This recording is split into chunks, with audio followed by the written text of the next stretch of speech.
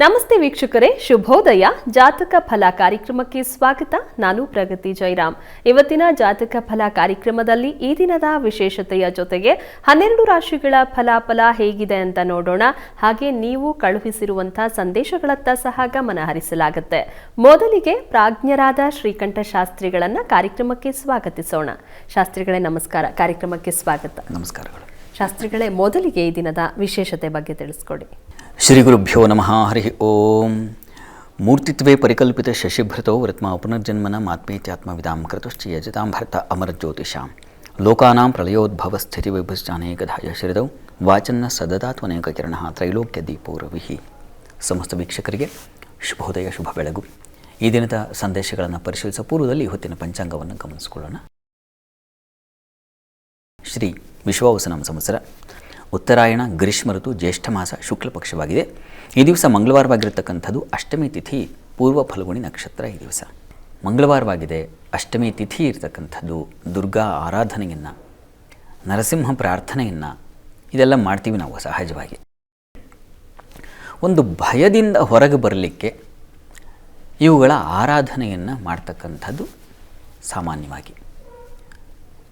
ಭಯ ಜಗತ್ತನ್ನೇ ಅದು ಬೆಚ್ಚಿ ಬೀಳಿಸಿಬಿಟ್ಟಿದೆ. ಭಯದಿಂದ ಇದರ ಬಗ್ಗೆ ಸತ್ಯಕಾಮ ಜಾಬಾಲಿ ಆ ಕಥೆಯನ್ನು, ಅವನು ಆ ಭಯದಿಂದ ಹೊರಗೆ ಬಂದ ಆ ಕಥೆಯನ್ನು ನೋಡಿದಾಗ ಮನುಷ್ಯ ಸಂಕುಲವಷ್ಟೇ ಇಲ್ಲ, ಪ್ರಾಣಿ ಪ್ರತಿಯೊಂದು ಯಾವುದೋ ಒಂದು ಭಯದಿಂದ ಹೊರಗೆ ಬರುವಂಥ ಪ್ರಯತ್ನವನ್ನು ಮಾಡುತ್ತೆ. ಅದು ನಮ್ಮ ಚಿಂತನೆಯೂ ಅದೇ, ಅದರಿಂದ ಹೊರತಾಗಿಲ್ಲ ಅನ್ನೋದನ್ನು ಹೇಳುತ್ತೆ. ಆ ಕಥೆಯಲ್ಲಿ ಸತ್ಯಕಾಮ ಜಾಬಾಲಿ ಅವನು ಗುರುವಿನ ಆದೇಶದ ಮೇಲೆ ಒಂದು ಕಾಡಿಗೆ ಬರ್ತಾನೆ. ತುಂಬ ವಿಸ್ತಾರವಾದ್ದು. ನಾನು ಸ್ವಲ್ಪ ಭಯ, ಅದರ ನಿವೃತ್ತಿ, ಅದನ್ನು ಕುರಿತಾಗಿ ಒಂದು ಸಣ್ಣ ಮಾಹಿತಿಯನ್ನು ಹಂಚಿಕೊಳ್ತಿದ್ದೀನಿ ಅಷ್ಟೇ. ಒಂದು ಹಾವನ್ನು ತುಳಿದು ಬಿಡ್ತಾನೆ. ಕಾಡಿನ ಮಧ್ಯದಲ್ಲಿ ಹೋಗುವಾಗ ಒಂದು ಹಾವು, ಗೊತ್ತಾಗೋಲ್ಲ ಪಾಪ, ಅದು ಒಂದು ಮೆತ್ತಗಿರ್ತದೆ, ಯಾವುದೋ ಒಂದು ಹಗ್ಗವೋ ಅಂದ್ಕೊಂಡು ಏನೋ ತುಳಿದು ಬಿಡ್ತಾನೆ. ತಕ್ಷಣ ಅದು ಕೆರಳು ಬಿಡುತ್ತೆ. ಇವನಿಗೆ ತಕ್ಷಣ ಭಯ ಶುರುವಾಗಿಬಿಡುತ್ತೆ. ಅವನು ಆ ಹಾವು ಇನ್ನೇನು ಕಚ್ಚಲಿಕ್ಕೆ ಬರುತ್ತೆ, ಹಾಗಾಗಿ ಅವನ ಹತ್ರ ಯಾವುದೋ ಒಂದು ದಂಡ ಇರುತ್ತೆ, ಅದರಿಂದ ಹೊಡೆದು ಹಾಕ್ಬಿಡ್ತಾನೆ, ಹಾವನ್ನು ಸಾಯಿಸೇ ಬಿಡ್ತಾನೆ. ಆ ಮರುಕ್ಷಣ ಶುರುವಾಗುತ್ತೆ, ಯಾಕೆ ನಾನು ಹೀಗೆ ವರ್ತನೆ ಮಾಡಿದೆ? ಹಾವಿಗೆ ನಾನು ತುಳಿದು ಹಾಕ್ತೀನಿ ಅನ್ನೋ ಭೀತಿ, ನನಗೆ ಹಾವು ಕಚ್ಚುತ್ತೆ ಅನ್ನೋ ಭೀತಿ. ಪರಸ್ಪರ ಪ್ರಾಣಿಗಳಿಗೂ ಇದೆ, ಪ್ರಕೃತಿಗೂ ಇದೆ, ನನಗೂ ಇದೆ.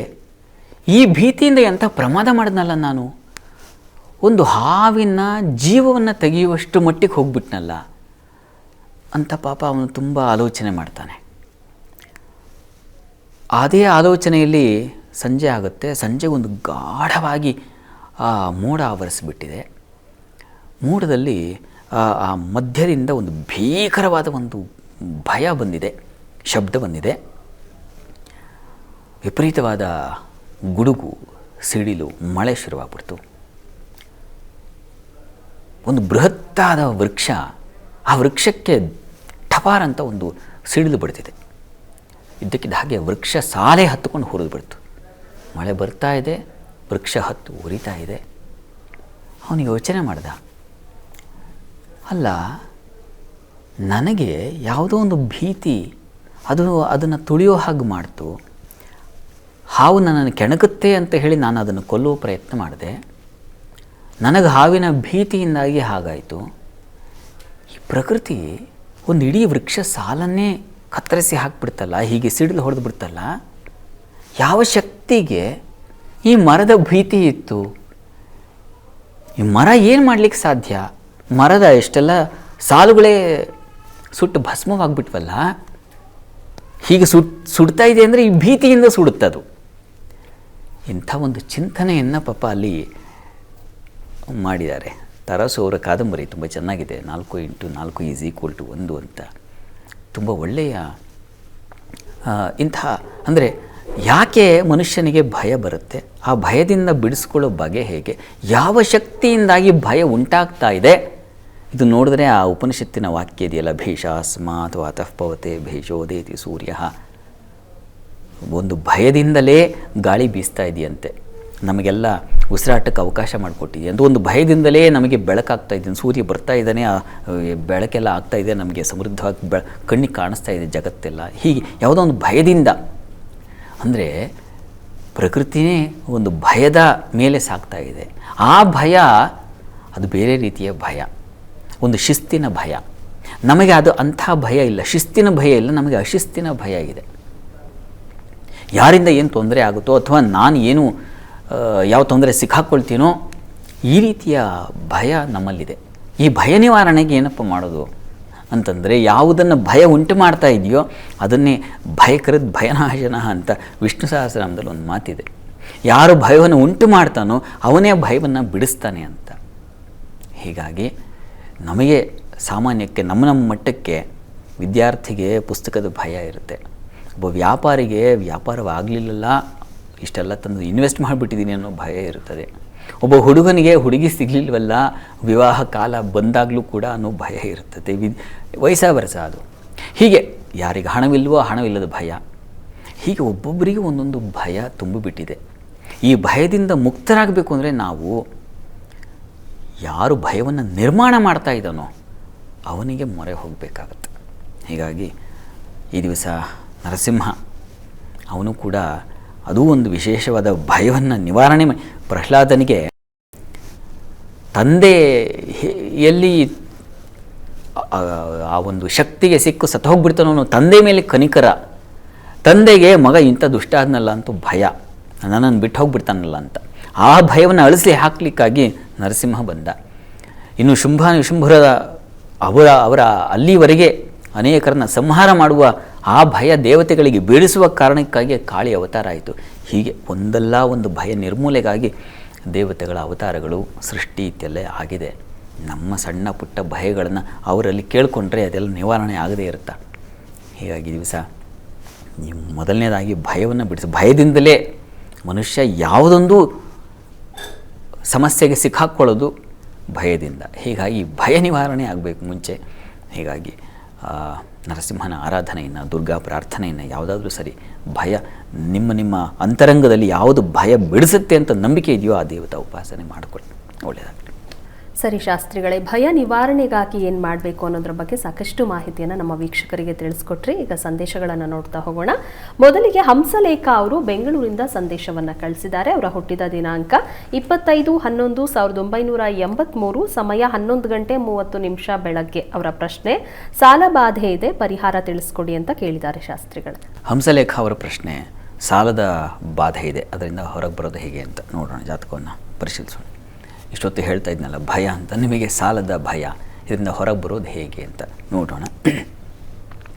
ಅದಕ್ಕೂ ನರಸಿಂಹನ ಪ್ರಾರ್ಥನೆಯನ್ನೇ ಹೇಳಿದೆ ನೋಡಿ. ಈಗ ನಿಮ್ಮದು ಮಕರ ಲಗ್ನದ ಪ್ರಸ್ತುತ ಈಗ ಕಾಲ ನೋಡಿದ್ರೆ ಶುಕ್ರದಶೆಯಲ್ಲಿ ತಮಗೆ ಈಗ ನಡೀತಾ ಇರತಕ್ಕಂಥದ್ದು ರಾಹುವಿನ ಭುಕ್ತಿ ನಡೀತಾ ಇದೆ. ರಾಹು ನಿಮ್ಮ ಜಾತಕದಲ್ಲಿ ಪಂಚಮ ಸ್ಥಾನದಲ್ಲಿದ್ದಾನೆ. ಇದು ಸಾಲ ನಿವಾರಣೆಗೆ ನೀವು ನರಸಿಂಹ ಪ್ರಾರ್ಥನೆ ಮಾಡಿ. ಅಲ್ಲಿ ಋಣದ ಅಧಿಪತಿ, ಷಷ್ಠಾಧಿಪತಿ ಲಾಭದಲ್ಲಿ ಇರೋದು ಸ್ವಲ್ಪ ಸಮಸ್ಯೆ.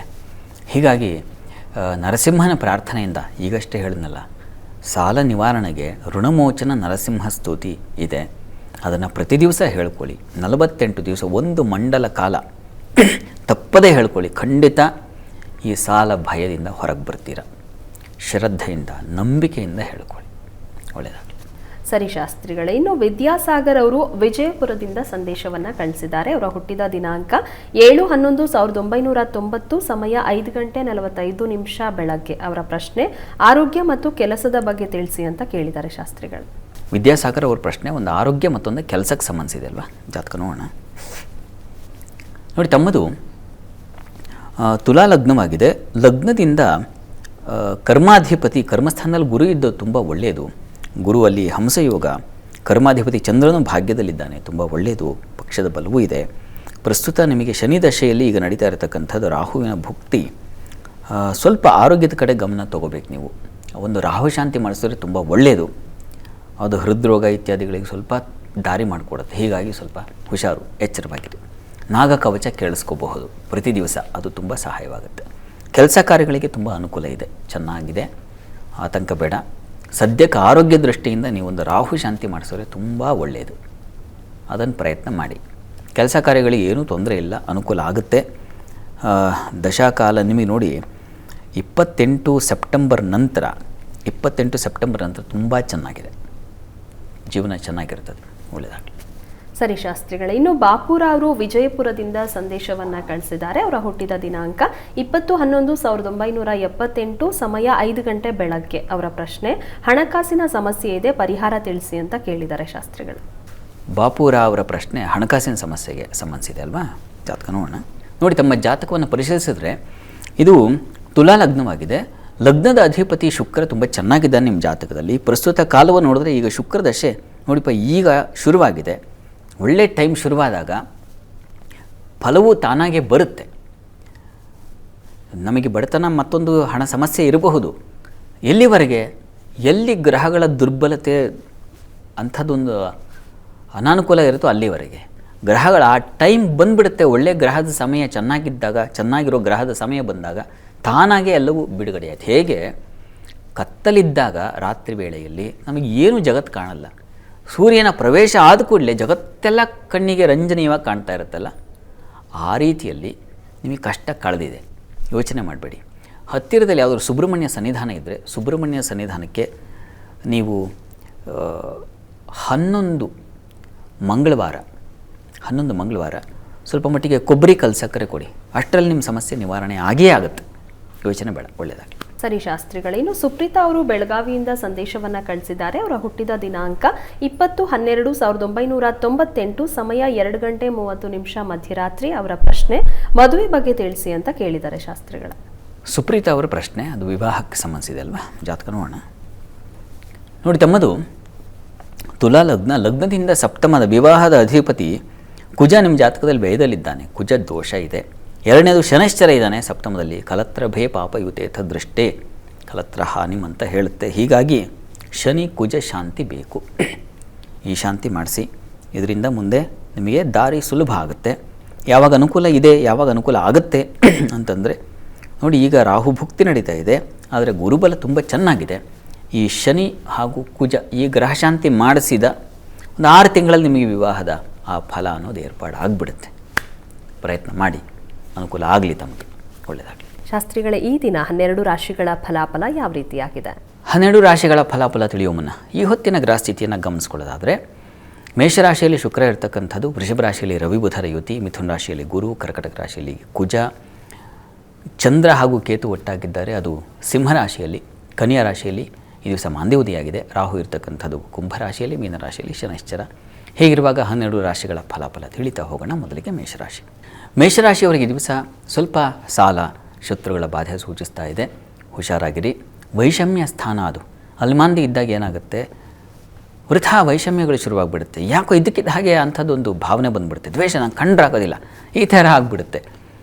ಸಮಾಧಾನವಾಗಿರಿ ಈ ದಿವಸ. ಮತ್ತು ಮಕ್ಕಳಿಂದ ಸ್ವಲ್ಪ ಸಮಾಧಾನ ಇದೆ.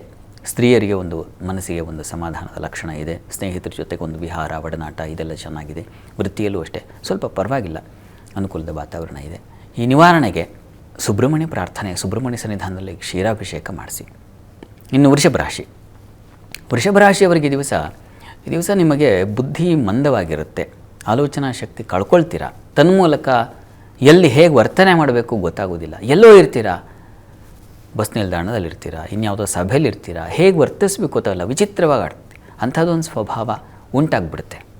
ಹೀಗಾಗಿ ಎಲ್ಲಿದ್ದೀರಾ, ಎಲ್ಲಿದ್ದೀನಿ, ಇದನ್ನೆಲ್ಲ ಸ್ವಲ್ಪ ಯೋಚನೆ ಮಾಡಿಕೊಳ್ಳಿ. ಈ ದಿವಸ ಕುಟುಂಬ ಸಹಕಾರ ಚೆನ್ನಾಗಿದೆ. ಹಣಕಾಸಿನ ಅನುಕೂಲಗಳು ತುಂಬ ಚೆನ್ನಾಗಿದೆ. ಈ ಬ್ಯಾಂಕ್ಗಳಲ್ಲಿ ಕೆಲಸ ಮಾಡೋರಿಗೆಲ್ಲ ತುಂಬ ಚೆನ್ನಾಗಿದೆ ಈ ದಿವಸ. ಪ್ರಯಾಣದಲ್ಲಿ ಸೌಖ್ಯವಾಗಿರ್ತೀರ. ಸ್ನೇಹಿತರ ಸಹಕಾರ ಚೆನ್ನಾಗಿದೆ. ಸ್ವಲ್ಪ ಮನಸ್ಸೇ ಸ್ವಲ್ಪ ಹಾಳಾಗಿಬಿಡುತ್ತೆ. ನೀವು ಕೂಡ ಅಮ್ಮನವ್ರ ಸನ್ನಿಧಾನಕ್ಕೆ ಕ್ಷೀರಾಭಿಷೇಕ ಮಾಡಿಸಿ. ಇನ್ನು ಮಿಥುನ ರಾಶಿಯವರಿಗೆ ಈ ದಿವಸ ನಿಮಗೆ ಸಹೋದರ ಸಹಕಾರ ತುಂಬ ಚೆನ್ನಾಗಿದೆ. ಇವರೇ ವೃತ್ತಿಯಲ್ಲೂ ಅನುಕೂಲದ ವಾತಾವರಣ ಇದೆ. ಪ್ರಯಾಣದಲ್ಲಿ ನೋಡಿ ಈ ದಿವಸ ಕಿರಿಕಿರಿ ಆಗುತ್ತೆ, ಸಮಾಧಾನ ಇರಲ್ಲ, ತುಂಬ ಕಾಯಬೇಕಾದ ಪರಿಸ್ಥಿತಿ, ಅಥವಾ ಈ ದಿವಸ ಸ್ನೇಹಿತರ ಜೊತೆಗೆ ಸ್ವಲ್ಪ ಅಸಮಾಧಾನ, ಬಂಧುಗಳ ವಿರೋಧ ಉಂಟಾಗ್ತಕ್ಕಂಥದ್ದು, ಕಂಡ್ರೆ ಆಗೋದಿಲ್ಲ ಆ ಥರ ಆಗ್ತಕ್ಕಂಥದ್ದು, ಯಾಕಾದರೂ ಕಾಲ್ ಮಾಡಿದ್ರು, ಯಾಕಾದರೂ ನನ್ನನ್ನು ಮಾತಾಡಿಸಿದ್ರು, ಈ ಥರದ ಒಂದು ಲಕ್ಷಣ ಇದೆ. ಇದಕ್ಕೆ ಗಣಪತಿ ಸನ್ನಿಧಾನಕ್ಕೆ ಹೋಗಿ ಬನ್ನಿ. ಗಣಪತಿಗೆ ಒಂದು ಗುಡ ದಾನ ಅಥವಾ ಬೆಲ್ಲ ಸಮರ್ಪಣೆ ಮಾಡಿ. ಎರಡು ಒಂದೇ, ಗುಡ ಬೆಲ್ಲ ಎರಡು ಒಂದೇ, ಅದನ್ನು ಸಮರ್ಪಣೆ ಮಾಡಿ. ಇನ್ನು ಕರ್ಕಟಕ ರಾಶಿ. ಕರ್ಕಟಕ ರಾಶಿಯವರಿಗೆ ಈ ದಿವಸ ನಮ್ಮಲ್ಲಿ ಭಯದ ವಾತಾವರಣ ಇದೆ. ಪ್ರಾರಂಭದಲ್ಲಿ ಹೇಳಿದೆ ನಾನು, ಭಯ ಇದ್ದರೆ ನರಸಿಂಹ ಪ್ರಾರ್ಥನೆ ಮಾಡಿ ಅಂತ. ನರಸಿಂಹ ಪ್ರಾರ್ಥನೆಯಿಂದ ದಿನಚರಿ ಪ್ರಾರಂಭ ಮಾಡಿ, ಅನುಕೂಲ ಆಗುತ್ತೆ. ಕೆಲಸದಲ್ಲೆಲ್ಲ ಅನುಕೂಲಕರವಾಗಿದೆ ಈ ದಿವಸ, ಆತಂಕ ಬೇಡ. ಈ ದಿವಸ ಆಪ್ತರಿಗಾಗಿ ಒಂದಷ್ಟು ವಿನಿಯೋಗ, ಖರ್ಚು ಮಾಡ್ತಕ್ಕಂಥದ್ದು, ಇಷ್ಟಪಟ್ಟವರಿಗಾಗಿ ಏನೋ ಕೊಡಿಸೋದು ಅಥವಾ ಇನ್ನೇನು ಈ ಥರದ್ದು ಒಂದು ವ್ಯಯ ಇದೆ. ಮತ್ತು ಸ್ನೇಹಿತರ ಸಹಕಾರ ಇತ್ಯಾದಿ ಎಲ್ಲ ಅನುಕೂಲಕರವಾಗಿದೆ. ನರಸಿಂಹ ಪ್ರಾರ್ಥನೆ ಮಾಡಿ. ಸಿಂಹರಾಶಿಯವರಿಗೆ ಈ ದಿವಸ ದ್ವಿತೀಯದಲ್ಲಿ ಮಾಂದಿ ಇದ್ದರೆ ಒರಟು ಮಾತು ಮತ್ತು ಕುಟುಂಬ ಕಲಹ ಅಂತಾರೆ, ಆ ಥರದ್ದು ಉಂಟಾಗುತ್ತೆ. ಹಣಕಾಸಿನ ವಿಚಾರದಲ್ಲೂ ಅಷ್ಟೇ, ಅದಕ್ಕೆ ಘರ್ಷಣೆಗಳು ಉಂಟಾಗೋ ಲಕ್ಷಣ ಇದೆ. ವಿದ್ಯಾರ್ಥಿಗಳಿಗೆ ತೊಂದರೆಗಳು, ತೊಡಕುಗಳು, ಬಯಸ್ಕೊಳ್ಳೋದು ಈ ಥರದ್ದು ಇರುತ್ತೆ. ಎಚ್ಚರಿಕೆ ಹೆಜ್ಜೆ ಇಡಬೇಕು ಈ ದಿವಸ. ಕೆಲಸ ಕಾರ್ಯಗಳಲ್ಲೆಲ್ಲ ತುಂಬ ಅನುಕೂಲಕರವಾಗಿದೆ, ಆತಂಕ ಬೇಡ. ನಿಮಗೆ ಹಿರಿಯರಿಂದ, ಗುರು ಸಮಾನರಿಂದ, ಗುರುಗಳಿಂದ ಒಳ್ಳೆಯ ಮಾರ್ಗದರ್ಶನ, ಉತ್ತಮ ಒಂದು ಮಾರ್ಗದರ್ಶನ ಇತ್ಯಾದಿ ಎಲ್ಲ ಸಿಗುತ್ತೆ, ಅದರಲ್ಲೇನು ಸಂಶಯ ಇಲ್ಲ. ಈ ದಿವಸ ನೀವು ಕೂಡ ಗಣಪತಿ ಸನ್ನಿಧಾನಕ್ಕೆ ಗರಿಕೆ ಸಮರ್ಪಣೆ ಮಾಡಿದ್ರೆ ತುಂಬ ಒಳ್ಳೆಯದು. ಇನ್ನು ಕನ್ಯಾ ರಾಶಿ. ಕನ್ಯಾ ರಾಶಿಯವರಿಗೆ ವೃತ್ತಿಯಲ್ಲಿ ತುಂಬ ಅನುಕೂಲದ ಫಲ ಇದೆ ಈ ದಿವಸ. ಒತ್ತಡ ಇದೆ. ಸ್ತ್ರೀಯರಿಗೆ ಹೆಚ್ಚಿನ ನಷ್ಟ ಸೂಚಿಸ್ತಾ ಇದೆ, ಹೆಚ್ಚಿನ ಅಲೆದಾಟ ಸೂಚಿಸ್ತಾ ಇದೆ. ಆರೋಗ್ಯದಲ್ಲಿ ವ್ಯತ್ಯಾಸ ಉಂಟಾಗುತ್ತೆ. ಕಾಲಿನ ಬಾಧೆ ಸೂಚಿಸ್ತಾ ಇದೆ, ಹುಷಾರು. ಉಳಿದ ಹಾಗೆ ಸ್ನೇಹಿತರ ಸಹಕಾರ ತುಂಬ ಚೆನ್ನಾಗಿದೆ. ಸಂಗಾತಿಯಲ್ಲಿ ಸಾಮರಸ್ಯ ಚೆನ್ನಾಗಿರುತ್ತದೆ. ಅನುಕೂಲದ ವಾತಾವರಣ ಇದೆಲ್ಲ ಚೆನ್ನಾಗಿದೆ. ಪ್ರಾರ್ಥನೆಗೆ ದಿವಸ ಕ್ಷೀರ ದಾನ ಮಾಡಿ ಅಮ್ಮನವರ ಸನ್ನಿಧಾನಕ್ಕೆ. ಇನ್ನು ತುಲಾರಾಶಿ. ತುಲಾರಾಶಿಯವರಿಗೆ ಲಾಭದಾಯಕವಾಗಿದೆ ಈ ದಿವಸ. ಅಲೆದಾಟವೂ ಇದೆ. ವೃತ್ತಿಯಲ್ಲಿ ತುಂಬ ಚೆನ್ನಾಗಿದೆ, ಅನುಕೂಲ. ಒಳ್ಳೆಯ ಹಿರಿಯರಿಂದ ಅನುಕೂಲ ಉಂಟಾಗ್ತಕ್ಕಂಥದ್ದು. ವಸ್ತ್ರ ವ್ಯಾಪಾರಿಗಳಿಗೆ, ಹಾಲು ಹೈನು ವ್ಯಾಪಾರಿಗಳಿಗೆ, ಹೋಟೆಲ್ ಇಂಡಸ್ಟ್ರಿಯಲ್ಲಿ ಇರ್ತಕ್ಕಂಥವ್ರಿಗೆಲ್ಲ ತುಂಬ ಚೆನ್ನಾಗಿದೆ. ಲಾಭ ಅಂತೂ ಯಥೇಚ್ಛವಾಗಿದೆ. ಆದರೆ ಅಲೆದಾಟ, ವೃಥಾ ಒಂದಷ್ಟು ಖರ್ಚು ಕೂಡ ಇದೆ. ಇನ್ನು ಸಂಗಾತಿಯಲ್ಲಿ ಸಾಮರಸ್ಯ ಚೆನ್ನಾಗಿದೆ. ಶುಭ ಕಾರ್ಯಗಳಲ್ಲಿ ಭಾಗಿಯಾಗ್ತಕ್ಕಂಥದ್ದು, ಶುಭ ಸಂದೇಶ ಅಥವಾ ಶುಭ ವರ್ತಮಾನ ಕೇಳೋದು, ಇದೆಲ್ಲ ತುಂಬ ಚೆನ್ನಾಗಿದೆ. ಪ್ರಾರ್ಥನೆಗೆ ಈ ದಿವಸ ಕೃಷ್ಣ ಸನ್ನಿಧಾನದಲ್ಲಿ ತುಳಸಿ ಅರ್ಚನೆ ಮಾಡಿಸಿ. ಇನ್ನು ವೃಶ್ಚಿಕ ರಾಶಿ. ವೃಶ್ಚಿಕ ರಾಶಿಯವರಿಗೆ ಈ ದಿವಸ ಲಾಭದಾಯಕವಾಗಿದೆ. ವೃತ್ತಿಯಲ್ಲೂ ಬಹಳ ವಿಶೇಷವಾದ ಅನುಕೂಲಗಳನ್ನು ಕಾಣ್ತೀರಾ. ಸ್ತ್ರೀಯರಿಗಂತೂ ಅಧಿಕಾರದ ಬಲ ಚೆನ್ನಾಗಿದೆ ಈ ದಿವಸ. ಮನಸ್ಸಿಗೆ ಸಮಾಧಾನ ಸಿಗುತ್ತೆ. ಇನ್ನು ಸಂಗಾತಿಯಿಂದ ಸಹಕಾರಗಳಿದೆ.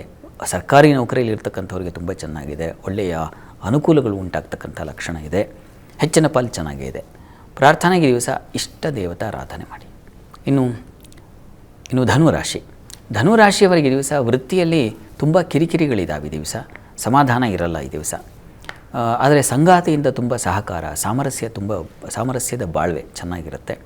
ವ್ಯಾಪಾರಗಳಿಗೆ ಅನುಕೂಲಕರವಾಗಿದೆ. ಸಿಹಿ ಪದಾರ್ಥದ ವ್ಯಾಪಾರಿಗಳಿಗೆ, ಯಾವುದನ್ನು ನಾವು ಕಾನೂನು ಅಂತೀವೋ ಅವುಗಳಿಗೆ, ಆ ಕ್ಷೇತ್ರಗಳಲ್ಲಿ ಕೆಲಸ ಮಾಡೋರಿಗೆಲ್ಲ ತುಂಬ ಚೆನ್ನಾಗಿದೆ. ಕೋರ್ಟು ಕಚೇರಿ ವ್ಯಾಪಾರ ಅನುಕೂಲಗಳು ಉಂಟಾಗ್ತಕ್ಕಂಥ ಸಾಧ್ಯತೆ ಇದೆ. ಕೆಲಸದ ಕಿರಿಕಿರಿ ನಿವಾರಣೆಗೆ ಗಣಪತಿ ಸನ್ನಿಧಾನಕ್ಕೆ ನೀವು ಬಾಳೆಹಣ್ಣು ಸಮರ್ಪಣೆ ಮಾಡಿದ್ರೆ ತುಂಬ ಅನುಕೂಲ ಆಗುತ್ತೆ. ಇನ್ನು ಮಕರ ರಾಶಿ. ಮಕರ ರಾಶಿಯವರಿಗೆ ಈ ದಿವಸ ಕೆಲಸ ಕಾರ್ಯಗಳಲ್ಲಿ ತುಂಬ ಅನುಕೂಲದ ಫಲ ಸೂಚಿಸ್ತಾ ಇದೆ. ಸಂಗಾತಿಯಲ್ಲಿ ಸ್ವಲ್ಪ ವಿರೋಧ, ಮನಸ್ತಾಪಗಳು ಬರುವ ಲಕ್ಷಣ ಇದೆ. ತಂದೆ ಮಕ್ಕಳಲ್ಲಂತೂ ತುಂಬ ಪ್ರಮಾದಗಳು ಉಂಟಾಗಬಹುದು. ಸ್ವಲ್ಪ ಹುಷಾರಾಗಿರಿ, ಸಮಾಧಾನವಾಗಿರಿ. ಒಬ್ಬರನ್ನು ಕಂಡ್ರೆ ಒಬ್ರಿಗೆ ಆಗಲ್ಲ ಅಂದರೆ ಸ್ವಲ್ಪ ದೂರ ಇರೋದು ಒಳ್ಳೆಯದು. ಅವ್ರ ಮನೆಯಲ್ಲಿದ್ದಾಗ ನೀವು ಹೊರಗಿರೋದು ಇದು ತುಂಬ ಒಳ್ಳೆಯದು ಅಂತ ಅನಿಸುತ್ತೆ. ಈ ದಿವಸ ಸ್ವಲ್ಪ ಕಿರಿಕಿರಿ ಇದೆ. ಈಶ್ವರ ಸನ್ನಿಧಾನದಲ್ಲಿ ಅಥವಾ ನರಸಿಂಹ ಸನ್ನಿಧಾನದಲ್ಲಿ ವಿಶೇಷವಾದ ಪೂಜೆ, ಅಭಿಷೇಕ ಮಾಡಿಸಿ ತೀರ್ಥ ಸೇವನೆ, ಪ್ರಸಾದ ಸೇವನೆ ಮಾಡಿದರೆ ತುಂಬ ಒಳ್ಳೆಯದು. ಇನ್ನು ಕುಂಭರಾಶಿ. ಕುಂಭರಾಶಿಯವರಿಗೆ ಈ ದಿವಸ ಕೆಲಸ ಕಾರ್ಯಗಳಲ್ಲಿ ಅನುಕೂಲ ಚೆನ್ನಾಗಿದೆ.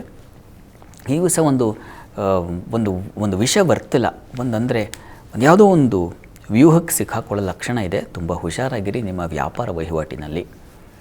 ಮತ್ತು ಈ ದಿವಸ ತುಂಬ ಆತ್ಮೀಯರ ಜೊತೆಗೆ ಮನಸ್ಸಿಗೆ ಬೇಸರ ಉಂಟಾಗುವ ಲಕ್ಷಣ ಇದೆ. ವಸ್ತು ನಷ್ಟತೆ ಇದೆ. ಅಪಮಾನ, ಮನಸ್ಸಿಗೆ ಒಂಥರ ದುಃಖದ ವಾತಾವರಣ ಇದನ್ನು ಸೂಚಿಸ್ತಾ ಇದೆ. ಸ್ವಲ್ಪ ಹುಷಾರು. ಸಂಗಾತಿಯಲ್ಲೂ ಅಷ್ಟೇ ವಿರೋಧಗಳು, ಮನಸ್ಸಿಗೆ ಬೇಸರ ಉಂಟಾಗುವುದು ಆ ಲಕ್ಷಣ ಇದೆ. ಷಷ್ಠಾಧಿಪತಿ ಸಪ್ತಮಕ್ಕೆ ಬಂದರೆ ಸ್ವಲ್ಪ ಆರೋಗ್ಯದಲ್ಲೂ ಹಾನಿಯಾಗುತ್ತೆ, ಹುಷಾರು.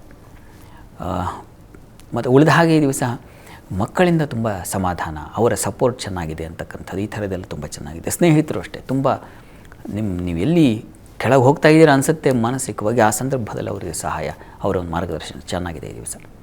ಪ್ರಾರ್ಥನೆಗೆ ಶಿವಪಾರ್ವತಿಯರ ಪ್ರಾರ್ಥನೆ ಮಾಡಿ. ಇನ್ನು ಮೀನರಾಶಿ. ಮೀನರಾಶಿಯವರಿಗೆ ದಿವಸ ಕೆಲಸ ಕಾರ್ಯಗಳಲ್ಲಿ ತುಂಬ ಅನುಕೂಲಕರವಾಗಿದೆ. ಸಹೋದ್ಯೋಗಿಗಳ ಸಹಕಾರ ಚೆನ್ನಾಗಿದೆ. ಸ್ನೇಹಿತರ ಜೊತೆಗೆ ತುಂಬ ಅನುಕೂಲದ ವಾತಾವರಣ ಹಿತವಾಗಿ ಇರುತ್ತದೆ. ಈ ದಿವಸ ಪ್ರಯಾಣವೂ ತುಂಬ ಸೌಖ್ಯಕರವಾಗಿರುತ್ತೆ. ಈ ದಿವಸ ಸಂಗಾತಿಯಲ್ಲಿ ಮತ್ತೆ ವಿರೋಧ ಇದೆ. ನಿಮಗೂ ಕೂಡ ಅಸಮಾಧಾನ, ಭಿನ್ನಾಭಿಪ್ರಾಯಗಳು ಬರೋ ಸಾಧ್ಯತೆ ಜಾಸ್ತಿ ಇದೆ. ಹೀಗಾಗಿ ಲಕ್ಷ್ಮೀನಾರಾಯಣ ಸನ್ನಿಧಾನದಲ್ಲಿ ಅಭಿಷೇಕ ಮಾಡಿಸೋದು ಅಥವಾ ಲಕ್ಷ್ಮೀನಾರಾಯಣ ಹೃದಯ ಪಾರಾಯಣ ಮಾಡೋದು ತುಂಬ ಒಳ್ಳೆಯದು. ಈ ದಿವಸ 12 ರಾಶಿಗಳವರು, ರಾಶಿ ಗೊತ್ತಿಲ್ಲ ಅಂತಕ್ಕಂಥವ್ರು ಹೇಳಬಹುದಾದ ಮಂತ್ರ ಗಮನಿಸಿ.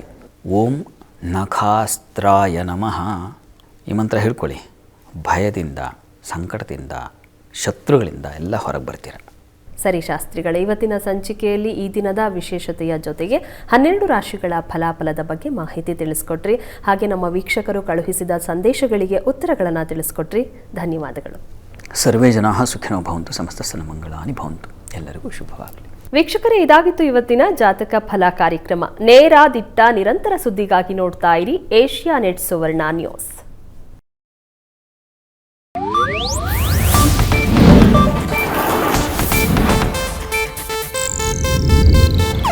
ಇದು ಏಷ್ಯಾನೆಟ್ ನ್ಯೂಸ್ ನೆಟ್ವರ್ಕ್ ಪ್ರಸ್ತುತಿ.